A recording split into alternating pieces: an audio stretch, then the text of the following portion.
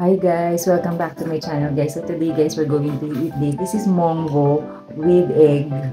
Like literally like boiled mongo with egg. And then pakbet. It's some kind of a vegetable dish sauteed in shrimp paste. It's with pumpkin or squash, and then there's bitter gourd, and then this one is um, coconut stewed tilapia. Right, so I'm going to put this here, guys, and that's it.